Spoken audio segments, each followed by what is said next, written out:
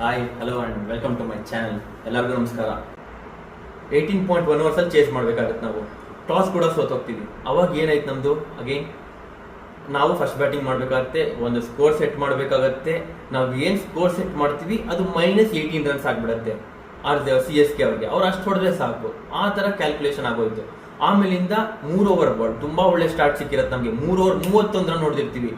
But next 3 over ನಮಗೆ ಕೇವಲ 11ರಿಂದ 12 run ಮಾತ್ರ ಬರುತ್ತೆ. 11-12 ಅಷ್ಟು ಸರಿಯಾಗಿ ಗೊತ್ತಿಲ್ಲ ನನಗೆ, ಬಟ್ ಕೇವಲ 11ರಿಂದ 12 ರನ್ ಬರುತ್ತೆ ನಮಗೆ. ಬಟ್ ಆ ಮೂಮೆಂಟ್ ಅಲ್ಲಿ ನಾವು ಹೋಪ್ಸ್ ಕೊಡ್ಕೊಳ್ಳಿಲ್ಲ. ಅವಾಗ ಮತ್ತೆ ಕೊಹ್ಲಿ ಅವರು 2 ಸಿಕ್ಸ್ ಹೊಡಿತಾರೆ. ಇನ್ಫ್ಯಾಕ್ಟ್ ಫ್ಯಾಫ್ ಅವರು ತುಂಬಾ ಸ್ಟ್ರಗಲ್ ಮಾಡ್ತಾ ಇದ್ರು ಆ ಮೂಮೆಂಟ್ ಅಲ್ಲಿ. ಹೇಳ್ಬೇಕು ಅಂತಂದ್ರೆ 30 ಬಾಲಿಗೆ 30 ರನ್ ಹೊಡೆದಿರ್ತಾರೆ ಅಷ್ಟೇ. 5 ಓವರ್ಗಳಲ್ಲಿ ನಮ್ಗೆ ಏನು ಬಂದಿಲ್ಲ, ಜಸ್ಟ್ 30 ರನ್ ಬಂದಿದೆ.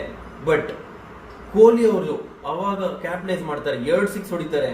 78 ರನ್ ವರ್ಗೂ ನಮ್ದು ಒಂದ್ ವಿಕೆಟ್ ಬಿದ್ದಿರಲ್ಲ. 9 ಓವರ್ 78 ರನ್ ಆಗುತ್ತೆ. ಅವಾಗ ಕೊಹ್ಲಿ ಅವರು ಔಟ್ ಆಗ್ತಾರೆ. ಕೊಹ್ಲಿ ಅವರು ಔಟ್ ಆದ್ಮೇಲೆ ರಜತ್ ಪತಿದಾರ್ ಬರ್ತಾರೆ. ರಜತ್ ಪತಿದಾರ್ 2-3ರಿಂದ 4 ಬಾಲ್ ತಗೊಂತಾರೆ. 2ರಿಂದ 3 ಅಥವಾ 3ರಿಂದ 4 ಬಾಲ್ ತಗೊಂತಾರೆ ಸ್ಟಾರ್ಟ್ ತಗೊಳ್ಳೋದಕ್ಕೆ. ಬಟ್ ಅವಾಗ ಫ್ಯಾಫ್ ಡು ಪ್ಲೇಸಿಸ್ ಕ್ಯಾಪ್ಟನೈಸ್ ಮಾಡ್ಕೊಂತಾರೆ. 30 ಬಾಲ್ 30 ಫ್ಯಾಫ್ ಡು ಪ್ಲೇಸಿಸ್ 35 ಬಾಲ್ಗೆ 54 ರನ್ ಹೊಡಿತಾರೆ. ಸೊ ಅಲ್ಲಿ ಅವ್ರದ್ದು ಆಕ್ಸಿಲರೇಷನ್ ಹೇಗಿತ್ತು ನೋಡಿ, ಗ್ರಾಫ್ ಹೇಗೆ ಸ್ಟಾರ್ಟ್ ಆಯ್ತು. ಬಟ್ ಅನ್ಫಾರ್ಚುನೇಟ್ಲಿ ಅದು ನಾನ್ ಸ್ಟ್ರೈಕರ್ ಅಲ್ಲಿ ಔಟ್ ಆಗ್ಬಿಡ್ತಾರೆ ಅವರು. ರಜತ್ ಪತಿದಾರ್ ಸ್ಟ್ರೈಟ್ ಡ್ರೈವ್ ಹೊಡಿಯೋದ್ರಿಂದ that's like a controversial dismissal. Again ಅದು ಬ್ಯಾಟ್ ಏರ್ ಅಲ್ಲಿ ಇತ್ತ ಅಥವಾ ಬ್ಯಾಟ್ ಗ್ರೌಂಡ್ ಆಗಿತ್ತ, ಅದು ಕನ್ಕ್ಲೂಸಿವ್ ಎವಿಡೆನ್ಸ್ ಸಿಗಲ್ಲ. ಸೊ ಥರ್ಡ್ ಅಂಪೈರ್ ಅದನ್ನ ಫೀಲ್ಡರ್ ಅಥವಾ ಬೌಲರ್ ಗೆ ಫೇವರ್ ಆಗಿ ರೂಲ್ ಮಾಡ್ಬಿಡ್ತಾರೆ. ಅದು ಸ್ಟಿಲ್ ಡಿಬೇಟಬಲ್ ಆರ್ ಕಾಂಟ್ರವರ್ಷಿಯಲ್ ಅದು. ಸೊ ಅದ್ ಬೇಡ. ಅದಾದ್ಮೇಲಿಂದ ಕ್ರಿಸ್ ಗ್ರೀನ್ ಅವ್ರು ಬರ್ತಾರೆ. ಕ್ರಿಸ್ ಗ್ರೀನ್ ಅವ್ರು ಹೆಂಗ್ ಆಡ್ತಾರೆ ಥ್ರೂಟ್ ದ ಸೀಸನ್. ನಾವು ಅಯ್ಯೋ 18 ಲಕ್ಷ ವೇಸ್ಟ್, 18 ಕೋಟಿ ವೇಸ್ಟ್ ಮಾಡ್ಬಿಟ್ವಲ್ಲ, ಅಯ್ಯೋ ಎಂತ ಪ್ಲೇಯರ್ ನ ತಗೊಂಡ್ಬಿಟ್ವಿ, ಇವರಿಂದ 3 ಟೀಮ್ಸ್ ಹಾಳಾಗೋಯ್ತಲ್ಲ. ಮುಂಬೈ ಟ್ರೇಡ್ ಮಾಡಿದ್ರಿಂದ ಗುಜರಾತ್ ಅವರು MI ಬಂದ್ಬಿಡ್ತಾರೆ. MI ಅವರು ಇದಾಯ್ತು, ಹಾರ್ದಿಕ್ ಪಾಂಡ್ಯ ಇರ್ಲಿಲ್ಲ MI ಅವ್ರಿಗೆ. ಆಮೇಲೆ ಇಂದ ಗುಜರಾತ್ ಅವ್ರಿಗೆ ಹಾರ್ದಿಕ್ ಪಾಂಡ್ಯ ಅವ್ರ ಕ್ಯಾಪ್ಟನ್ಸಿ ಸಿಗ್ಲಿಲ್ಲ. 2 ಸತಿ ಫೈನಲ್ ಸಿಗ್ ಬಂದವರು, 1 ಸತಿ ಕಪ್ ಗೆದ್ದವರು, ಅವ್ರದ್ದು ಇದಾಯ್ತು. ಅದಾದ್ಮೇಲೆ ಗ್ರೀನ್ ನಾವಿಲ್ಲಿ 18 ಕೋಟಿ ತಗೊಂಡು ಗ್ರೀನ್ ಏನು ಆಡ್ತಿಲ್ಲ, ಬೌಲಿಂಗ್ ಅಲ್ಲಿ ಓಡಿಸ್ಕೊಂತ ಇದಾರೆ, ಬ್ಯಾಟಿಂಗ್ ಅಲ್ಲಿ ಪರ್ಫಾರ್ಮ್ ಮಾಡ್ತಾ ಇಲ್ಲ, ಏನಿದು ಅಂತ ಅನ್ಕೊಂಡ್ಬಿಡ್ತೀವಿ. But Green I think he has peaked at the right time. Bowling ಅಲ್ಲೂ ತುಂಬಾ ಚೆನ್ನಾಗಿ ಮಾಡ್ತಾ ಇದ್ದಾರೆ, ಕ್ರೂಷಿಯಲ್ ವಿಕೆಟ್ಸ್ ತಗೊಂತಾ ಇದ್ದಾರೆ. At the same time batting ಅಲ್ಲೂ 200+ ಸ್ಟ್ರೈಕ್ ರೇಟ್ ಅಲ್ಲಿ ಆಡ್ತಾ ಇದ್ದಾರೆ. ಇದಕ್ಕಿಂತ ಇನ್ನೇನ್ ಬೇಕು RCBಗೆ? ಫ್ಯಾಫ್ ಡು ಪ್ಲೇಸಿಸ್ ಔಟ್ ಆಗಿದ ತಕ್ಷಣ ನಮಗೆ ನಿಜವಾಗ್ಲೂ ನಮಗೆ ಏನು ಆ ತರದ ಇಂಪ್ಯಾಕ್ಟ್ ಅನ್ಸ್ಲಿಲ್ಲ ನಮಗೆ. ಯಾಕೆ ಅಂತಂದ್ರೆ ಕ್ರಿಸ್ ಗ್ರೀನ್ ಆಕ್ಸಿಲೇಟ್ ಮಾಡ್ಕೊಂತ ಹೋಗ್ತಾರೆ.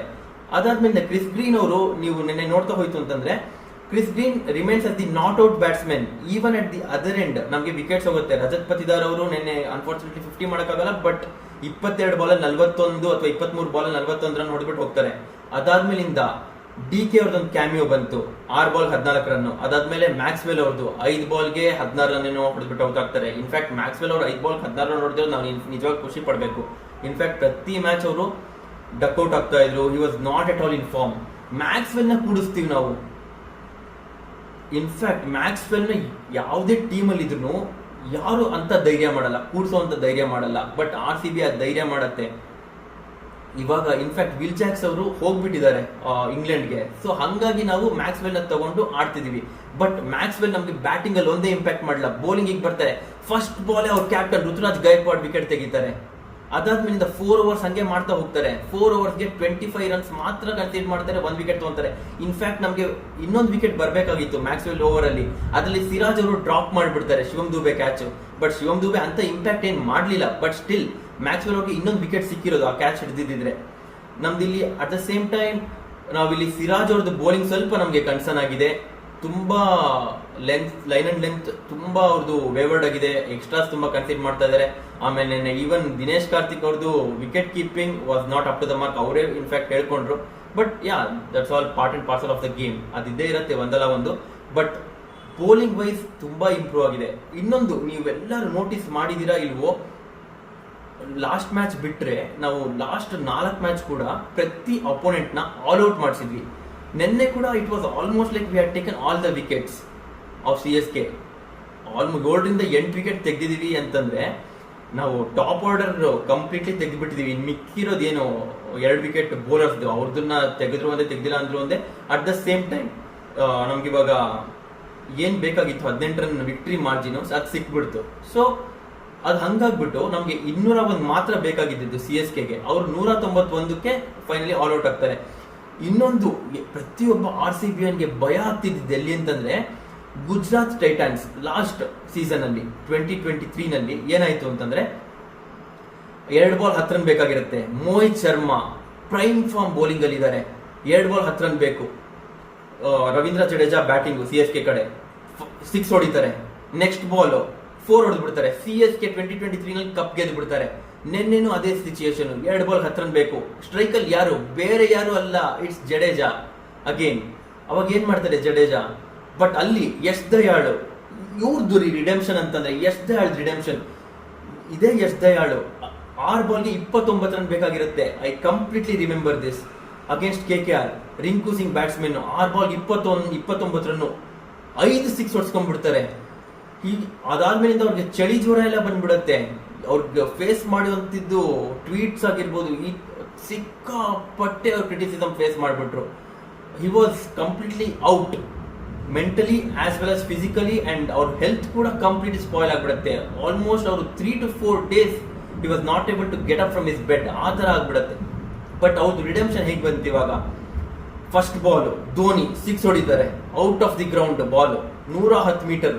ಅದಾದ್ಮೇಲೆ ಬಾಲ್ ಚೇಂಜ್ ಆಗುತ್ತೆ, ಬಾಲ್ ಹೊಟ್ಟೋಗಿದ್ರಿಂದ ಬಾಲ್ ಚೇಂಜ್ ಆಗುತ್ತೆ. ಅದಕ್ಕಿಂತ ಮುಂಚೆ ನಮ್ದು ತುಂಬಾ ಬೀಮರ್ಗಳಾಗ್ತಿರುತ್ತೆ, ನೋ ಬಾಲ್ ಹೋಗ್ತಿರುತ್ತೆ. Virat Kohli, Faf du Plessis ಹೋಗಿ ಅಂಪೈರ್ ಹತ್ರ ಜಗಳ ಎಲ್ಲ ಮಾಡ್ತಾರೆ. ನಾವು ಈ ಸೋಪಿ ಬಾಲ್ ಅಲ್ಲಿ ಮಾಡಕ್ ಆಗಲ್ಲ, ತುಂಬಾ ಬೆಟ್ ಆಗ್ಬಿಟ್ಟಿದೆ, ಬಾಲ್ ಆಗಲ್ಲ, ಸಿಕ್ಕಾಪಟ್ಟೆ ನೋ ಬಾಲ್ ಆಗ್ತಿದೆ ಅಂತೆಲ್ಲ. ಇನ್ಫ್ಯಾಕ್ಟ್ ಫ್ಯಾಫ್ ಬಂದ್ಬಿಟ್ಟು ಕೊಹ್ಲಿನ ಸಮಾಧಾನ ಮಾಡ್ತಾರೆ, ಇಲ್ಲ ಪರವಾಗಿಲ್ಲ ಹೋಗು, ಅಂಪೈರ್ ಜೊತೆ ಇದು ಮಾಡ್ಕೊಳ್ಳೋದು ಬೇಡ, ಇನ್ನೊಂದು ಮ್ಯಾಚ್ ಆಮೇಲೆ ನಿನ್ನ ಏನಾದ್ರು ಬ್ಯಾನ್ ಮಾಡ್ಬಿಟ್ರೆ ಕಷ್ಟ ಆಗುತ್ತೆ ಅನ್ನೋದು ಪಾಪ ಫ್ಯಾಫ್ ಡು ಪ್ಲೆಸಿಸ್ಗೆ ಭಯ ಮನಸ್ಸಲ್ಲಿ ಇದ್ದೇ ಇರುತ್ತೆ. But Virat Kohli aggression is always next level. So Virat ಕೊಹ್ಲಿನ ಕಂಟ್ರೋಲ್ ಮಾಡಬೇಕು ಅಂತಂದ್ರೆ ಫ್ಯಾಫ್ ತರ ಯಾರೊಬ್ರು ಬೇಕೇ ಬೇಕು. ಸೊ ನಿನ್ನೆ ಫ್ಯಾಫ್ ಅವರು ಸ್ಲೈಟ್ ಆಗಿ ಒಂದು ಭುಜದಿಂದ ಹಿಂಗೆ ಇಂಡಿಕೇಟ್ ಮಾಡ್ತಾರೆ ವಿರಾಟ್ ಕೊಹ್ಲಿಗೆ, ಸ್ವಲ್ಪ ಕಾಮ್ ಡೌನ್ ಆಗು ಅಂತ ಹೇಳ್ಬಿಟ್ಟು ಕಳಿಸ್ಬಿಡ್ತಾರೆ. ಅದು ಒಳ್ಳೇದೇ ಆಯ್ತು. ಯಾಕೆಂತಂದ್ರೆ ಬ್ಯಾನ್ ಅಥವಾ ಏನಾದ್ರು ಮಾಡ್ಬಿಟ್ರೆ ವಿರಾಟ್ ಕೊಹ್ಲಿ ಇಲ್ಲ ಅಂತಂದ್ರೆ RCB ತುಂಬಾ ಕಷ್ಟ ಆಗುತ್ತೆ. Virat Kohli is the leading run scorer, orange cap holder. ಜೊತೆಗೆ ವಿರಾಟ್ ಕೊಹ್ಲಿ ನಮ್ಮ ಪ್ಲೇಯಿಂಗ್ ಲೆವೆನ್ ಅಲ್ಲಿ ಇಲ್ಲ ಅಂತಂದ್ರೆ ತುಂಬಾ ಕಷ್ಟ ಆಗುತ್ತೆ. ಒಂಥರ ಇಟ್ ಫೀಲ್ಸ್ ಲೈಕ್ ಟೂತ್ಲೆಸ್ ಅನ್ಸ್ಬಿಡುತ್ತೆ. ವಿರಾಟ್ ಕೊಹ್ಲಿ ಇಲ್ಲದೆ ನಾವು ಯಾವುದು ಪ್ರೀವಿಯಸ್ ಸೀಸನ್ಸ್ ಅಲ್ಲಿ ಗೆದ್ದಿಲ್ವಾ ಅದೆಲ್ಲ ಬೇರೆ, those are all debatable. But ಈ ಸೀಸನ್ ಅಲ್ಲಿ dependency of Virat Kohli is next level. ಯಾಕೆಂತಂದ್ರೆ ಅವ್ರ ಕಾಂಟ್ರಿಬ್ಯೂಷನ್ ಹಂಗೆ ಇದೆ, ಅವ್ರದ್ದು ಸ್ಟ್ರೈಕ್ ರೇಟ್ ಹಂಗೆ ಇದೆ, ಎಲ್ಲ ಹಂಗೆ ಇದೆ. ಸೊ ಹಂಗಾಗ್ಬಿಟ್ಟು ಕಮಿಂಗ್ ಬ್ಯಾಕ್ ಅಗೇನ್, ಸೊ ಆ ಸೋಪಿ ಬಾಲು ಧೋನಿ ಅವರು 6 ಹೊಡೆದ್ಬಿಟ್ಟು ಕಳಿಸ್ಬಿಡ್ತಾರೆ. ಆಮೇಲೆ ನಮಗೆ ನ್ಯೂ ಬಾಲ್ ಬರುತ್ತೆ, that will be little dry compared to this old ball. So ಆ ಡ್ರೈ ಬಾಲ್ ಅಲ್ಲಿ ತುಂಬಾ ಚೆನ್ನಾಗಿ ಸ್ಕಿಲ್ ಸೆಟ್ ತೋರಿಸೋದು ಯಶ್ ದಯಾಳ್. ಅವ್ರದ್ದು ರಿಡೆಂಪ್ಷನ್ ಅಂತಂದ್ರೆ ಅವ್ರದ್ದು ಓಕೆ, ನ್ಯೂ ಬಾಲ್ ಸಿಕ್ತು, ಡ್ರೈ ಇತ್ತು, ಎಲ್ಲ ಓಕೆ, ಬಟ್ ಸ್ಕಿಲ್ ಸೆಟ್ ನ ತೋರಿಸೋದು ಇಂಪಾರ್ಟೆಂಟ್. ಬಿಕಾಸ್ ಸ್ಟ್ರೈಕ್ ಅಲ್ಲಿ ಇದ್ದಿದ್ದು ಯಾರು, ಬೇರೆ ಯಾರು ಅಲ್ಲ, it was Dhoni and Ravindra Jadeja. Dhoni ಎಂತ ಫಿನಿಶರ್, ಧೋನಿ ಕೂಡ ಬ್ಯಾಟ್ ಎಕ್ಸ್ಚೇಂಜ್ ಮಾಡ್ಕೊಂಡ್ ಬರ್ತಾರೆ. ನಮ್ದು ಬಾಲ್ ಒಂದೇ ಎಕ್ಸ್ಚೇಂಜ್ ಆಗಿದ್ದಲ್ಲ, ಧೋನಿ ಕೂಡ ಬ್ಯಾಟ್ ಎಕ್ಸ್ಚೇಂಜ್ ಮಾಡ್ಕೊಂಡ್ ಬರ್ತಾರೆ. ಅವರು ಬೇರೆ ಬ್ಯಾಟ್ ತಗೊಂತಾರೆ, ಒಂಥರ ಹೆವಿ ಬ್ಯಾಟ್ಸ್ ಪ್ರಿಫರ್ ಮಾಡ್ತಾರೆ ಅವರು. ಅಂತ ಟೈಮಲ್ಲಿ ಅವರು ಬ್ಯಾಟ್ ತಗೊಂಡ್ ಬರ್ತಾರೆ. ಬಟ್ ಅವಾಗ ಎಡ್ಜ್ ಆಗ್ಬಿಟ್ಟು ಒಂದು ಕ್ಯಾಚ್ ಹೋಗುತ್ತೆ, ಅವಾಗ 4 balls 10 runs ಬರುತ್ತೆ. ಅದಾದ್ಮೇಲಿಂದ ಒಂದು ಬಾಲ್ ಬೀಟನ್ ಆಗ್ತಾರೆ ಶಾರ್ದುಲ್ ಠಾಕೂರ್ ಅವರು. ಅದಾದ್ಮೇಲಿಂದ ಇನ್ನೊಂದು ಬಾಲ್ ಸಿಂಗಲ್ ತಂದು ಕೊಡ್ತಾರೆ. ಸೇಮ್ 2 ball 10 run ಬೇಕಾಗಿರುತ್ತೆ ಕ್ವಾಲಿಫೈ ಆಗೋದಕ್ಕೆ. ದೋ target was 219, actual target for CSK was 201. Because 17 run ಇಂದ ಗೆದ್ರೆ ಸಾಕು, ಅವ್ರೇನು ಮ್ಯಾಚ್ ಗೆಲ್ಬೇಕು ಅಂತೇನಿಲ್ಲ. 17 run ಸೋತ್ರು CSK ಕ್ವಾಲಿಫೈ ಆಗ್ತಾರೆ. 17 run ಇಂದ ಸೋತ್ರು they are qualified because of the net run rate. ನಮ್ದು ನೆಟ್ ರನ್ ರೇಟ್ ತುಂಬಾ ಹೊಡ್ಸ್ಕೊಂಡ್ಬಿಟ್ಟಿತ್ತು. ಯಾಕೆಂತಂದ್ರೆ ನಾವು ಕಂಟಿನ್ಯೂಸ್ 6 ಗೇಮ್ ಸೋತ್ಕೊಂಡ್ ಬಂದಿರ್ತೀವಿ. ಇವತ್ತು ಹೆಂಗ್ 6 ಗೇಮ್ ಗೆದ್ಕೊಂಡ್ ಬಂದಿದೀವೋ 6 ಗೇಮ್ ಹಂಗೆ ಸೋತಿರ್ತೀವಿ ನಾವು. ಸೊ ಹಂಗಾಗಿ ನಮ್ದು ನೆಟ್ ರನ್ ರೇಟ್ ಫ್ಯಾಕ್ಟರ್ ಹಂಗಾಗಿತ್ತು. ಅವರು ದೇವರ್ ಜಸ್ಟ್ ಏಮಿಂಗ್ ಫಾರ್ 201. 2 ಬಾಲ್ಗೆ 10 ರನ್ ಬೇಕು. ಅವಾಗ ಯಶ್ ದಯಾಳ್ ಅವ್ರ ಸ್ಕಿಲ್ ಸೆಟ್ ತೋರಿಸಿದ್ದು. ನ್ಯೂ ಬಾಲ್ ಇರ್ಬೋದು, ಏನೇ ಇರ್ಬೋದು, ಬಟ್ ಅದು ಒಂದ್ಸತಿ ಪಿಚ್ಚರ್ ಓಡಾಡಿದೆ ಅಂತಂದ್ರೆ ಮತ್ತೆ ಅದನ್ನು ಡ್ಯೂ ಇಂದಾಗಿರುತ್ತೆ. ಸಿಕ್ಕಾಪಟ್ಟೆ ಡ್ಯೂ ಇತ್ತು ನಿನ್ನೆ ಚಿನ್ನಸ್ವಾಮಿ ಸ್ಟೇಡಿಯಂ ಅಲ್ಲಿ.